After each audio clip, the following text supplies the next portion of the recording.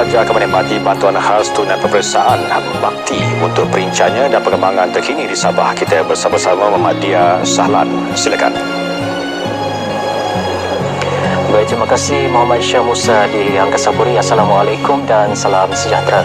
Lebih 37,000 pelajar Sijil Pelajaran Malaysia SPM, Sijil Tinggi Pelajaran Malaysia STPM dan Sijil Tinggi Agama Malaysia di Sabah akan menikmati bantuan khas tunai peperiksaan bakti. Manakala bantuan tunai pendaftaran IPTL dan IPTS budi pula akan dilancarkan pada Mac tahun ini secara dalam talian. Menteri Tugas-Tugas Khas Sabah Datuk Muhammad Arifin Muhammad Arif telah mengumumkan perincian bantuan khas budi dan bakti bagi para pelajar SPM, STPM dan STAM golongan B40 dan M40 di Sabah dalam sidang media di Kota Kinabalu hari ini. Menurut beliau, bantuan tersebut telah diumumkan Ketua Menteri Sabah Datuk Seri Panglima Haji Noor dalam Pembentangan Belanjawan Negeri 2021 dengan peruntukan sebanyak 12 juta ringgit. Katanya kedua-dua bantuan tersebut akan dibayar secara one-off. Bantuan secara one-off berjumlah 2,000 seorang untuk kemasukan kali pertama ke IPT. Kedua tentang bakti, bantuan RM200 seorang untuk bantuan khas tunai peperiksaan bakti bagi pelajar yang akan menduduki SPM, semesta akhir, STPM dan STAM. Sementara itu, Datuk Muhammad Arifin berkata, bantuan makan dan minum sementara pelajar institusi pengajian tinggi dan pusat tahfiz sepanjang tempoh Perintah Kawalan Pergerakan akan terus digiatkan bagi membantu menyediakan makanan mereka yang masih tinggal di sekitar kampus. Bantuan itu akan disalurkan terus kepada pihak institusi untuk diagih kepada pelajar-pelajar berkenaan. Sabah menunjukkan tren jangkitan pandemik COVID-19 yang semakin menurun. Sehubungan itu, Menteri Pembangunan Luar Bandar Sabah Datuk Jahid mahu rakyat negeri ini terus mematuhi prosedur operasi standard SOP yang ditetapkan Majlis Keselamatan Negara MKN Sabah bagi memutuskan rantaian COVID-19. Saya mengharapkan warga semua untuk terus mematuhi SOP ini kerana kelihatan tren itu semakin positif, semakin merangsangkan dan pelajar mengharapkan supaya dapat terus diperbaiki dari semasa ke semasa. Mudah-mudahan kita akan menjadi contoh pematuhan SOP. Datuk Jahid berkata demikian kepada pemberita di Kota Kinabalu selepas menyampaikan sumbangan 1,200 roti ban kepada Yang di-Pertua PIPG Sekolah Menengah Senjek Kota Kinabalu, Janis Abdullah. Dalam majlis berasingan, Datuk Jahid turut menyelaraskan penyampaian sumbangan syarikat pengeluar roti Kim Tek Cheong Consolidated Berhad kepada pengarah Jabatan Bomba dan Penyelamat Sabah Kamarul Zaman Malik Abdullah di Sembulan Kota Kinabalu.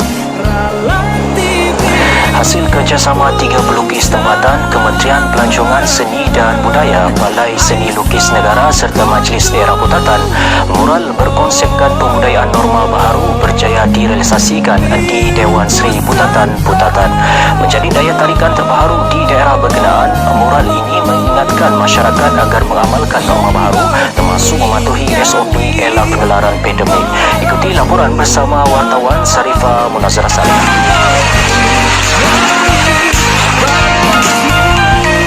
Menggunakan figura mewakili usaha menentang COVID-19, mural berhadapan Pasar Pasir Putih Putatan ini disiapkan dalam tempoh 4 minggu. Ia hasil kreativiti Josri Haral bersama 2 lagi pelukis tempatan yang mendapat inspirasi melalui pembudayaan norma baharu. Antara cabarannya ada yang pertama sekali adalah faktor cuaca. Pada masa itu musim hujan, jadi kami tidak dapat memberikan fokus sepenuhnya untuk menyiapkan mural ini.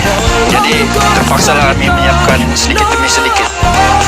Warna terang mural ini yang menarik perhatian ramai antara lain menampilkan karakter petugas hadapan, pelitup separuh muka dan pemeriksaan suhu badan.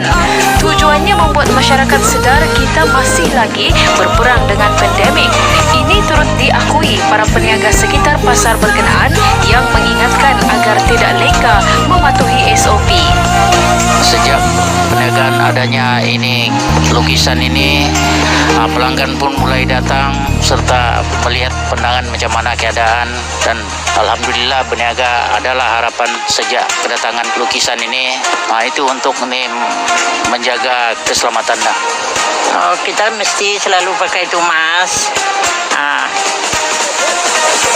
Iyalah, tidak lupa lah pakai. Habis tengok hari-hari kan, tidak boleh rapat-rapat, cuci tangan. Memanglah cantik. Ternyata mural ini menjentik kesedaran untuk sentiasa mengutamakan keselamatan dan kesihatan diri dalam kalangan pelanggan pasar yang dibuka bermula 6 pagi hingga 2 petang. Unsur-unsur keselamatan tuh, tutup muka tuh ada dipapar di sana. Jadi orang awam, siapa yang tidak pakai tuping, kalau dia tengok, dia ingat diri dia. Kenapa saya tidak pakai tuping? Kita lukisan itu memang ngam tate ko. Itu no yang kanginan ti pasal menurut kita gambar-gambar tuh menarik nih kita pakai SOP. Jadi maka mudah penyakit itu tidak menjangkit kita. Bagi saya lah kan mural yang dihasilkan nih, selain dia bagi impak yang besar kepada pelukis tempatan, dia juga bagi macam pesanan lah, macam mengingatkan kepada masyarakat untuk kita mematuhi SOP lah.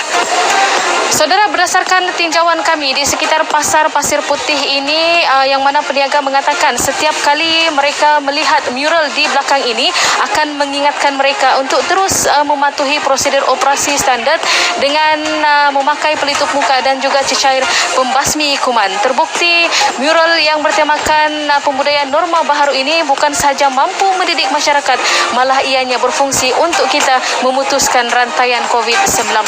Laporan Sarifah Munazah Sarip, Berita RTM.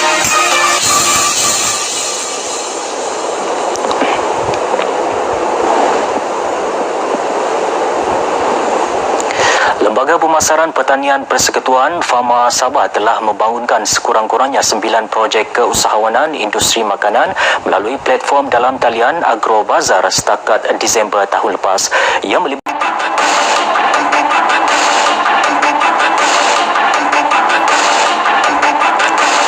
Jumlah penduduk terjejas banjir di Sarawak semakin meningkat. Untuk perkembangan lanjut, langsung bersama Fazrul Hisham Afandi di Studio Berita RTM di Kuching. Silakan. Terima kasih Muhammad Shah. Assalamualaikum dan salam hormat. Perkembangan banjir di Sarawak.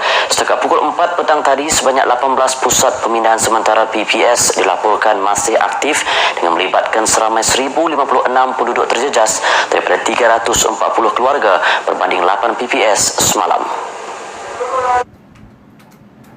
Bahagian serian antara kawasan yang terjejas teruk berikutan gelombang ketiga bencana banjir di Sarawak sejak Selasa lalu. Tinjauan kru di Kampung Munggok 5 menyaksikan kebanyakan penduduk telah dipindahkan ke PPS yang telah disediakan. Selain itu, bantuan daripada segi makanan dan keperluan juga telah disediakan oleh agensi berkaitan. Proses pemindahan dan kerjasama dengan agensi yang berkenaan. Pertama kali pihak BUMU sangat memuaskan, mereka sangat membantu dan mereka sentiasa memberi tolongan. Setiap kali kami mohon bantuan lah.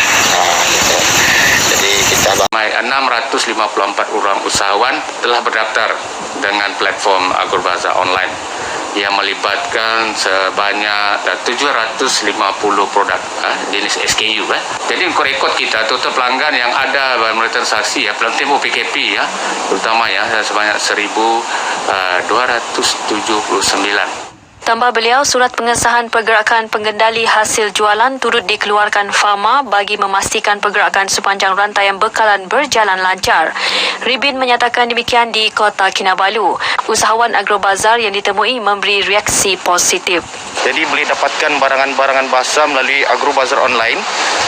Dengan kata carian desa hasil saja, anda boleh mencari pelbagai hasil-hasil laut, hasil pertanian, penternakan dan juga barangan-barangan runcit. Kami ada diberi bimbingan untuk menggunakan platform ini secara lebih details supaya memudahkan kami untuk mempromot produk-produk snack pisang Hafizuddin di seluruh Sabah dan Semenanjung.